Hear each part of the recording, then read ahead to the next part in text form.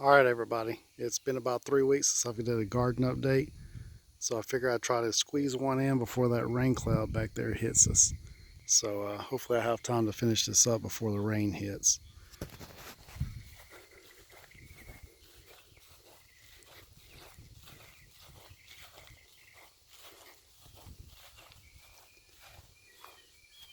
All right, so in the last couple of weeks, we've made some changes, and one of the biggest changes that you notice if you've watched my previous videos is this garden bed right here.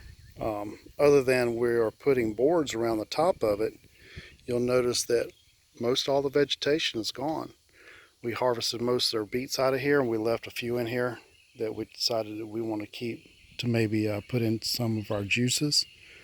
But the reason the tops are missing is because we came home from a hiking trip in the Appalachian Trail, and there were thousands of worms in here, and they had just decimated everything. So we went through and cleaned out all of our spinach, all of our kale, and took all the tops off of the beets.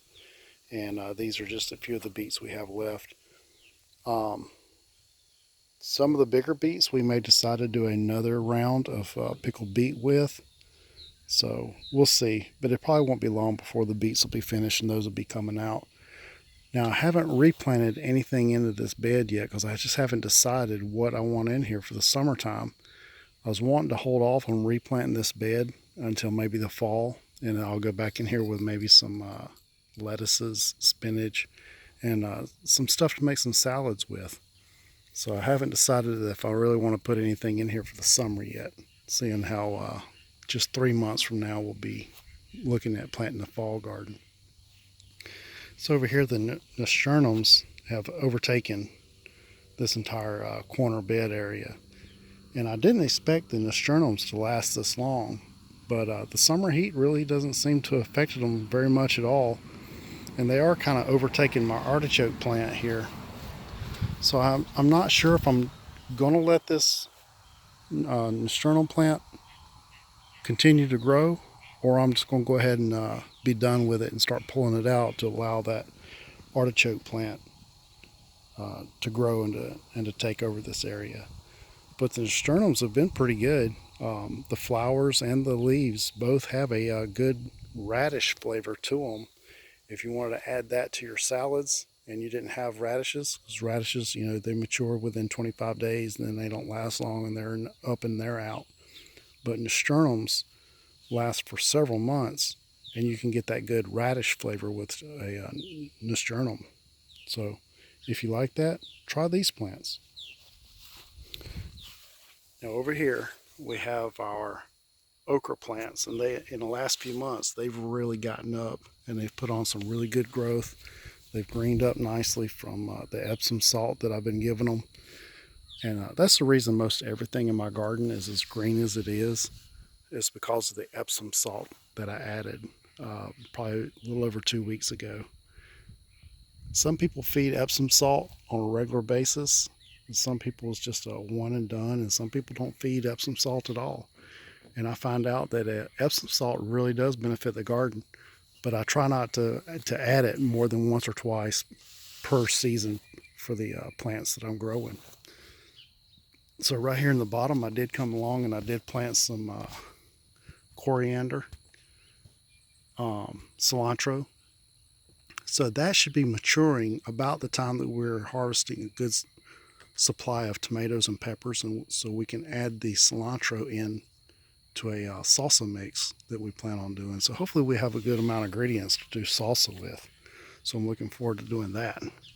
But yeah, the Clemson spineless okra, they're doing very well. They're starting to put on some okra. Got some okra that need to be harvested. And I didn't plant very many, just 10 of these plants, because they really do put off a lot of okra, and we could just freeze a couple of them into a bag and add that whenever we're cooking stuff. And we're not overrun with okra all at one time. We didn't plant a 25-foot row like some farmers do, and then they just overcrowd themselves with okra. But okay, well, up here are the sunflowers, Now I guess this is about as big as the sunflowers are going to get. They are attracting some of the bugs to them. So the plan was to have sunflowers in the back of the garden that pop quickly up over this tall bed and get up there and get where the sun's at and attract the garden pest away from the garden and more towards the sunflowers. So that was the reason of planting these. The only downfall is you got this big tree right here that casts a shadow from about 1 o'clock on, and they don't get as much sun as I'd like for the sunflowers to get. So down here, there's some of the basil that we planted. Some parsley down here. And then a purple variety of basil along right beside a green variety also. Now if you looked at my last video, you noticed that the lettuces are gone. It got hot, turned off 100-degree heat index, just like I figured. They got up, they got bitter, and we got them out of there. Got them out of the way for this artichoke to start coming on, and for this salad tomato to start coming on. Now this is the Brad's Atomic Grape Tomato, and they're supposed to, when it matures, have all sorts of different colors in there. And it looks like some of them are turning. And I didn't stake this. I wish I would have, but I kind of ran out of the wire that I was using to stake my tomatoes with. So I just decided I'm just going to let this run on the ground until I get tired of it. Because salad tomatoes typically put off more than you can eat anyway.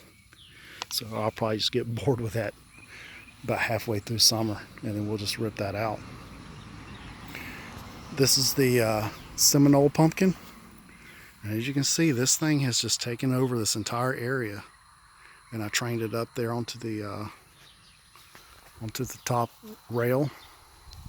It's fallen off, but I will come back and I'll just wrap that back around the top up there and train that up on the top of that board and let it run down that.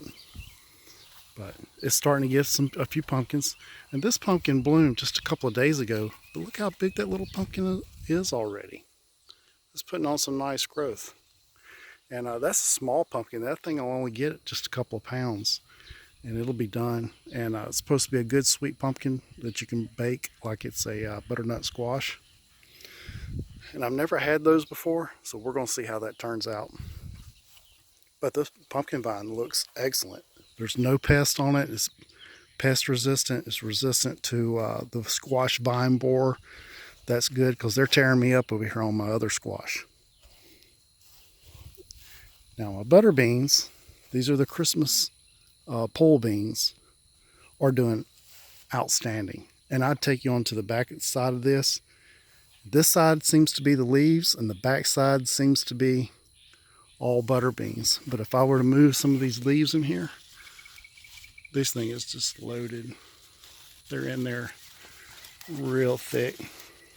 Butter beans everywhere. So when this is almost time to start picking, these things are almost filled out. So once they fill out, we're going to be extremely busy with the butter beans, putting those up. And that's a partial wall right there of the same variety. And I put this little tomato plant in here thinking I was going to put that tomato and run it right up that pole. But it's been shaded out. And even though it's been shaded out, I still got some nice looking tomatoes on there. So I'm excited that the tomatoes are looking as good. Now it looks like we got a caterpillar right in there. So I'll have to come back and find out where that caterpillar is before he does very much damage to that tomato plant. Get him out of there. Okay, backing up. This is our carrot bed. The carrots are looking absolutely just wonderful. This is half filled with the bottom half of it is wood chips. The top half of it is a sandy topsoil. And we amended it with a compost. And it's the same compost that you see all the way around in our beds.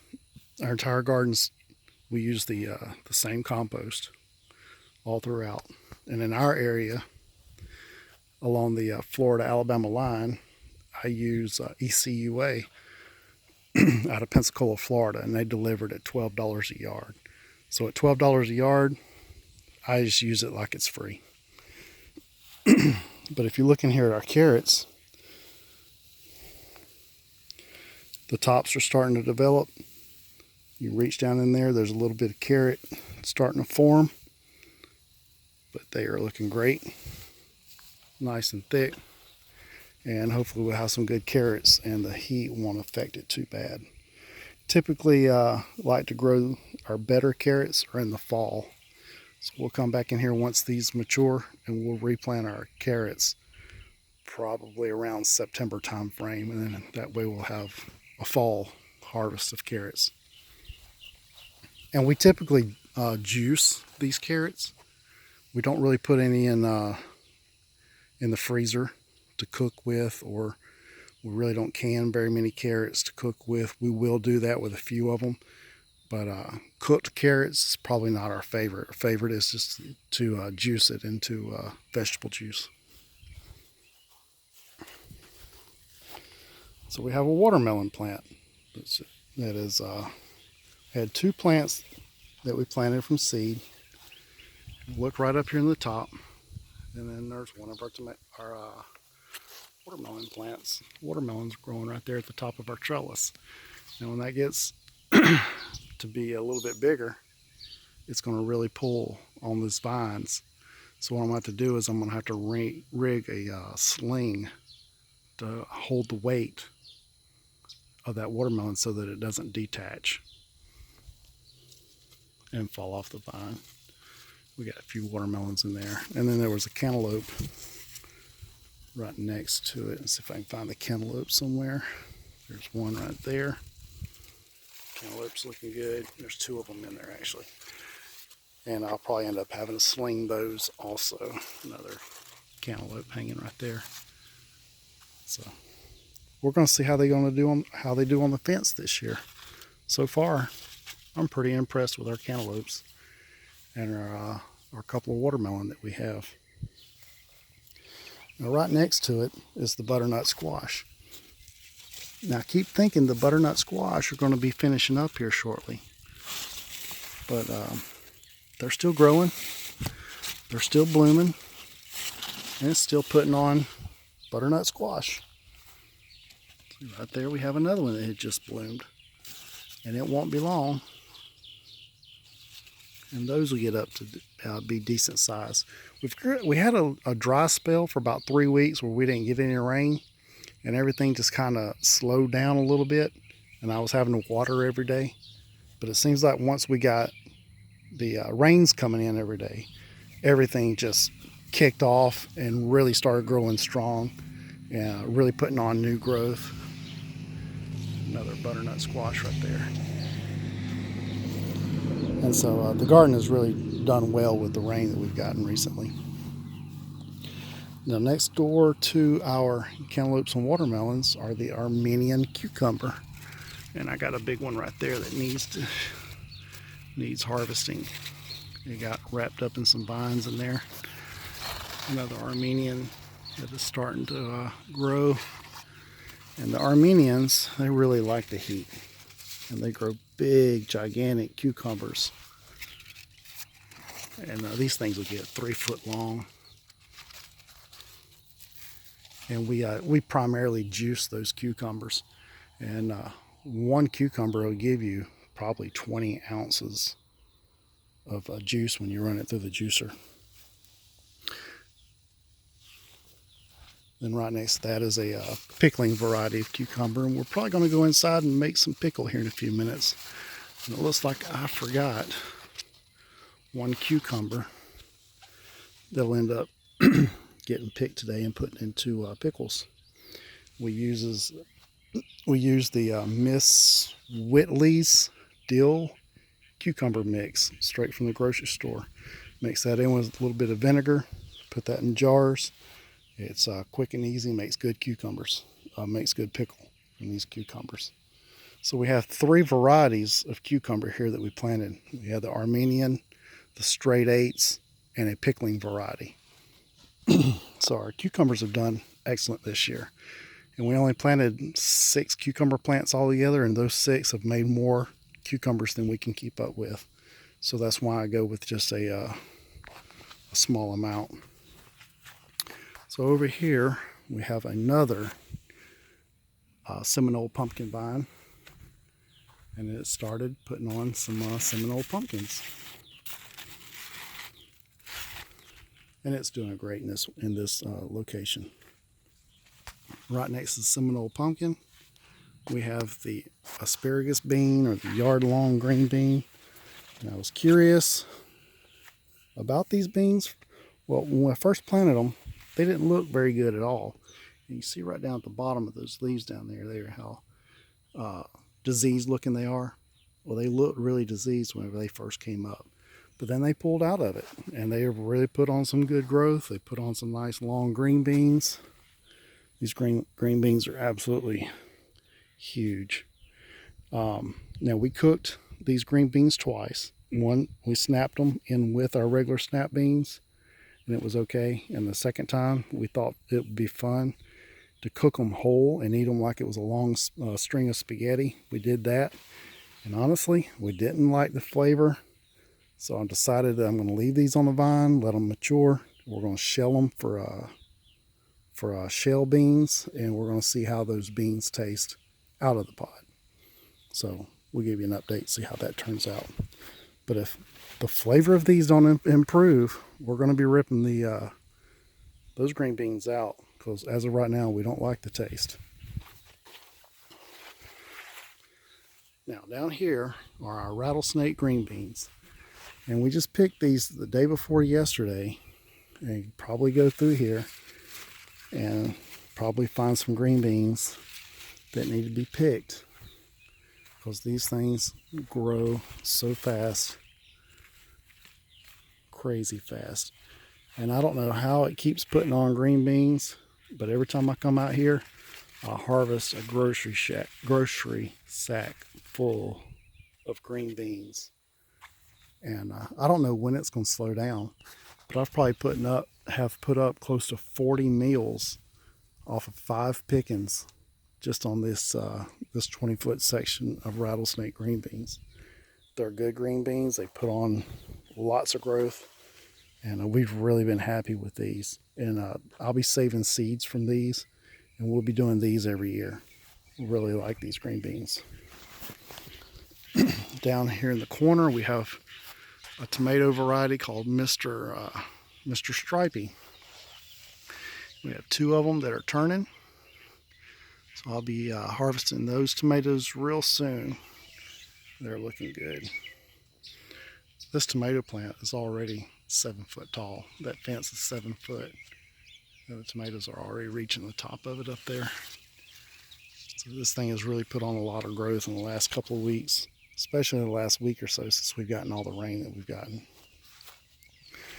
Now, I had 2 additional tomato plants in this area, and they got diseased, and I didn't want that disease to spread, so I pulled them out of there really quick and got rid of them. And I don't have any plans for anything else to go back into this area yet, but I'm sure I'll find something.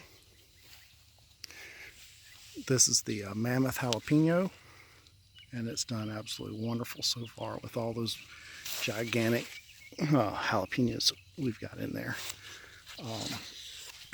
Jalapenos haven't been too hot. They've been fairly mild. We chopped them up, diced them, and made a jalapeno popper dip, and we used scoops after it came out of the oven, tortilla scoops, and ate them like that. And I really liked them that way, rather than cutting the popper in half and stuffing it with the cheese and everything, all the ingredients, and eating this big popper. This was really a tolerable way to eat poppers without burning yourself up, is to dice them up and make a dip out of it. So I think that's probably what we'll do.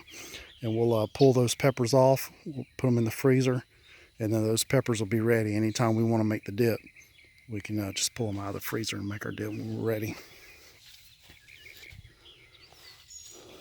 So moving on down, a couple more tomato plants. This is a mix between Big Boy that I started from seed and some Cherokee Purple that I started from last year's seed that I had saved out of my other tomatoes. And there's a dill plant right there, and we're going to use that dill to make some dill pickles once it gets a little bit bigger. And then basil. This is Tabasco peppers. Little Tabasco peppers are in there. They're getting ready to pick. Once they start turning red, we'll put those in a bottle of vinegar and make pepper sauce for our turnip greens. Now, looks down here. You got some tomatoes that are turning. And this was the Black Beauty that I was excited to see how it was going to turn out. And I've seen pictures of Black Beauty and the way the entire tomato was so dark purple that it was almost black. But this particular plant doesn't seem to where it seemed to be have the black tomatoes. Looks like it's just going to be more of a purple variety, a light purple. So we'll see how it tastes. These tomatoes are looking good in there. Nice big tomatoes. Wait for those to get ready. Now, there was the pepperdew plant, and this thing had done absolutely nothing. We planted another seed, and it has way surpassed the growth of this plant. And 3 weeks ago, I said I was going to rip it out if it wasn't going to do anything, and I was just getting ready to rip it out. It started raining. I never got around to it, and it looks like it's starting to grow a little bit. So I guess we're going to see what happens with it. But this big pineapple sage bush, looking real good. Yeah, it's starting to get a little too big for this flower bed, or for this vegetable garden. So I'm going to pull that out, and I'm going to transplant that into a different area and give it more room to grow. Cubanelle and Marconi sweet peppers are growing side by side right there. They're looking good. Those peppers are absolutely wonderful to cook with or to eat raw if you like a bell pepper. But I actually like these two peppers better than I like bell peppers. So I'm probably going to end up planting more of these. I don't know if I'll do it this year. We're going to put these in the freezer, so anytime we need to cook with a bell pepper, we'll have some of these peppers to cook with, and that'll be our plan. We're going to replace bell peppers with the Marconi and with the Cubanelle. Right here in this little space is Mexican sour gherkin. They're supposed to be like little cucumber / watermelon type things. And we're going to see how they do. I've never had those before, so we're excited to see how they turn out. And then this is a heatless jalapeno that I saved from seed. Starting to get some little peppers on it down there. The plant's looking good, so we're going to see how that one turns out and make sure it's a heatless jalapeno, that it carried true from the seed. So over here we have some squash plants. I had 5 big squash plants that took over this entire area.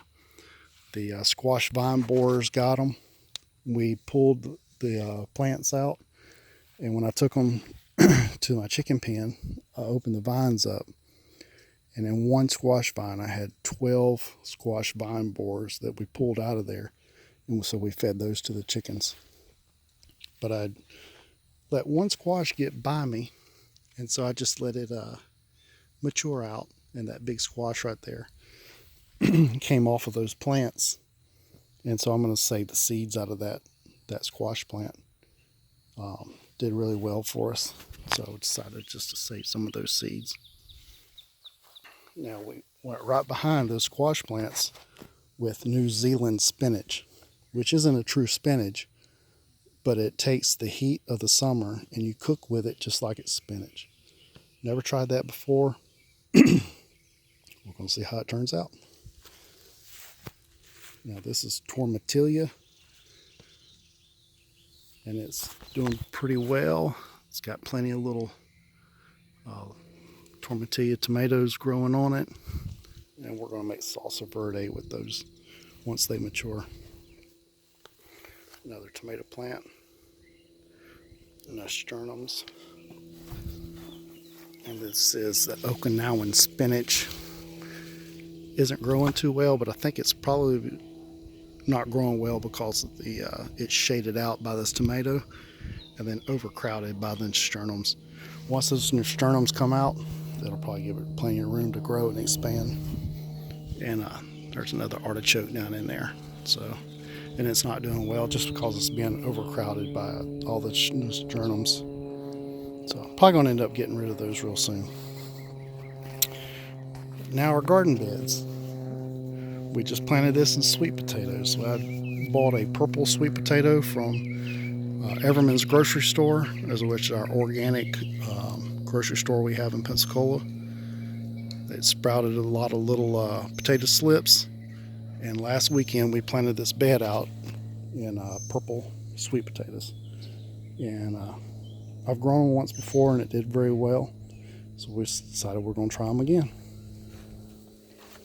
Strawberries are doing good. See how full the beds are, and it's still producing strawberries. You see, still got flowers, still producing plenty of strawberries, and we've put some in the freezer. We've made desserts with it. We haven't gotten enough at one time to make jams or jellies with, but this is just the first year we've had strawberries in this bed, so hopefully they'll put out bigger strawberries and it'll be more productive next year. But it has sent off plenty of runners, and we're going to have to take the runners out of there and either give them away or transplant them somewhere else. But we got to thin this bed back out. It has just too many strawberry plants in it. The asparagus, since it rained, has shot up. We have asparagus ferns that are now 6 foot tall, and they have just overtaken this bed. See that you got just one asparagus root has put off all those asparagus spears. So next year when this comes up, we should be able to harvest some good size asparagus plants out of this bed. But it's done very well for us this year. I'm excited about the asparagus. Then over here is a German tomato, and these are only just a few weeks old, but they've really been growing a lot. I've got to get something in here to stake them up and tie them up, and they just blew over today because we had a lot of wind and a lot of rain, so I got to pull those up and tie them off. That little plant right there is a habanero that we just got started. Hopefully we'll get some habanero peppers off of that in a couple of months. This is our ghost pepper. I told you before, I really like ghost peppers mixed in with chocolate chip cookies. And we got some peppers in there already, just waiting for those to turn red. And this over here is edamame. And like I said earlier, for your southern people, this is soybeans. They're blooming. Looking good, some nice looking plants. So we're hoping to have a good harvest of soybeans in about a month, because this is a 70-day plant to harvest. We should be able to harvest these beans, get them out, and get another round growing, and maybe even do another harvest before the fall weather hits. So we'll see where we are whenever it comes harvest time, see if we have enough days to do another round of those. But we're looking forward to putting those in the freezer so that we have some steamed edamame pods to eat. This is gold medal tomatoes that we just started from seeds, and they're really starting to grow fast with the weather that we've had. This one not doing so good. Doesn't look like that little guy's going to make it, but they're looking good. Zucchini plants are less than a month old. Zucchini's looking good in here, over here, and zucchini's looking good down there. This plant is actually damaged right in the root, and I want to say it's squash vine borer damage, but so far the plant looks okay. is putting on a good amount of zucchini. Doesn't seem to have hurt it or phased it or slowed it down. So I'm not sure if it just fell over and broke, or if the squash vine borers are starting to attack it. More squash. These plants are 3 weeks old, and they have just taken over that entire bed. And I got to get in here and pick these also. But there's some patty pan squash, and those are ready to pick. They're looking good. And right next to it, I got yellow striped neck squash. And these were planted to replace my other big squash plants that I had right over on that other wall over there. And we're just starting to pick these, and these are looking good. Come out here today, I got one vine broke off. It was a smaller vine anyway. Wasn't doing very well, but I have no idea what happened there. And we harvested our 200 onions out of this bed. Come back in here and replaced it with some Roma tomatoes, and hopefully get some Roma tomatoes shortly, in a couple months once those get up and start bearing. All right, that's it for our garden update. Hope you enjoyed everything. Let me know if you have any questions and leave us a comment. Thanks.